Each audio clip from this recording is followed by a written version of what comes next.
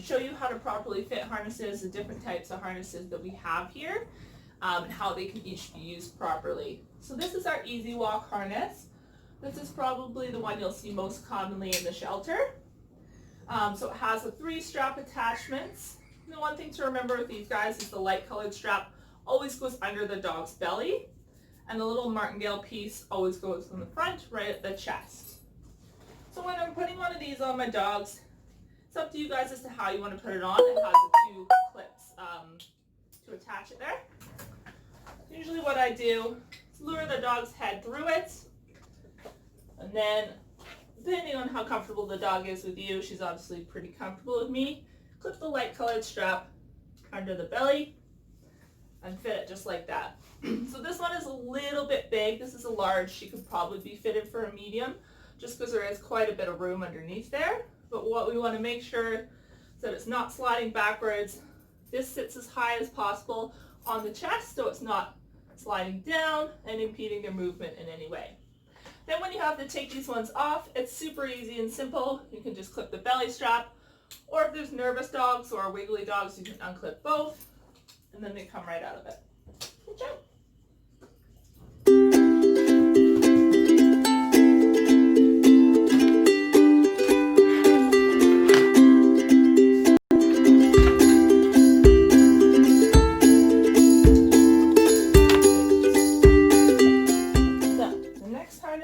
That we're going to talk about is the Freedom harness. So this one's really cool. It's kind of a weird design. It's a little bit hard to wrap your head around at first, but if you clip both straps in, this is kind of how it looks.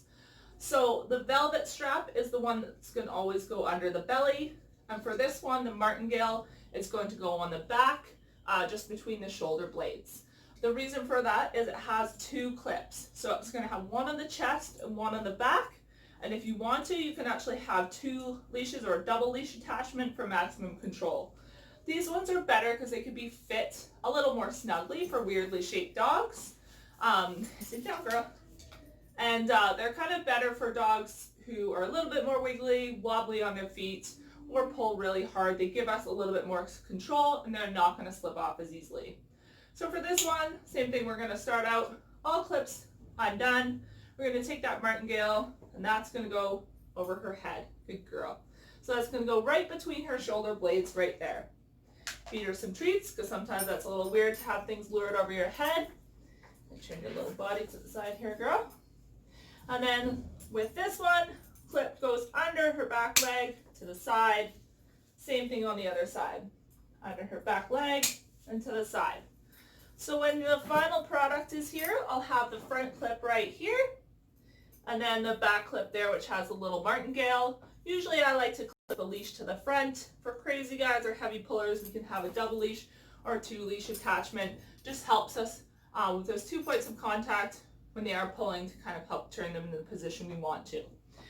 Same thing for this one. You want to have it sitting as high as possible on their neck, so it's nice free range of motion there for their legs and not too snug on the back. This one's probably a little loose. She doesn't really pull too hard, so I'm not overly concerned about it. Does stay pretty nice and secure and doesn't tend to come off. Same thing, unclip, unclip, and then back over her head.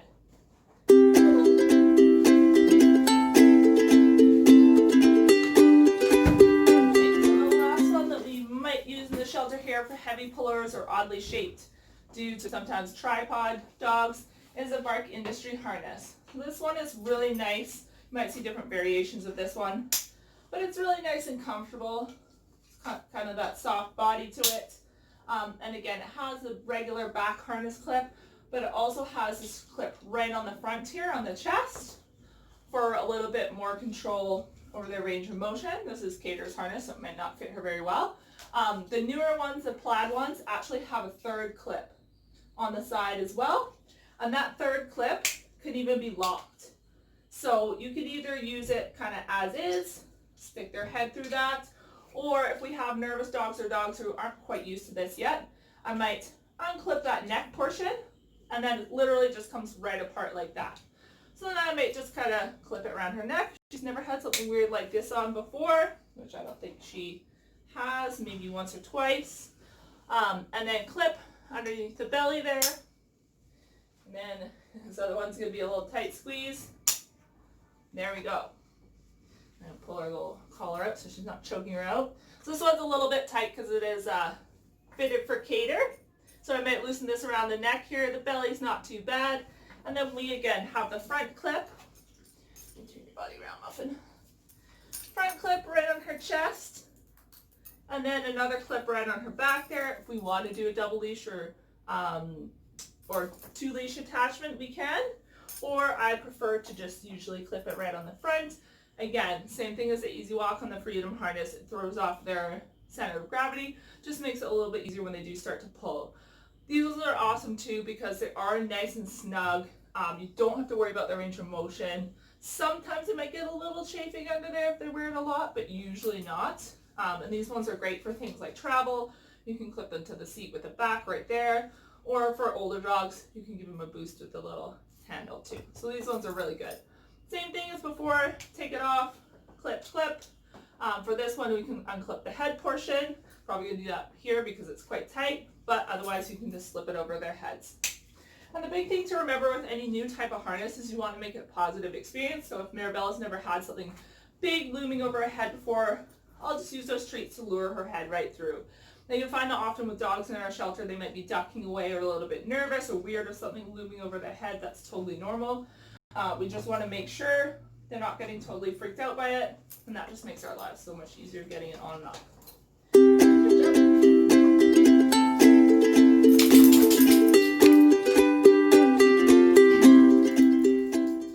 The very last thing we'll talk about today is the Halti. Mirabella has not had one of these on before, so we'll see how this goes. A lot of our dogs have to be conditioned to these before they wear them. We can't just slap it on. Most dogs will completely freak out. So what we're going to do here is just show you how to use these real quick. So this one has a little nose strap, has a strap that goes behind the ears, and then it has a safety clip that goes to their collar. So what we're going to do for this one, if we can, scoot your bum around to the side, so you can see, and I'm going to lure her nose through that. Strap goes up behind her ears. Lots of treats to get that on. And then this would clip to her collar, just as a backup, and the leash clips to this little ring right here. These things are good as well. Okay, girl. Because you can usually adjust the base so that it clips a little bit nicer. Hi, one sec. On their nose and keeps it nice and secure. The leash always goes on this part, and pretty much always these will have an emergency attachment just because there is that off chance that the dog could back out of it. We want to make sure when they back out of it, they're completely loose.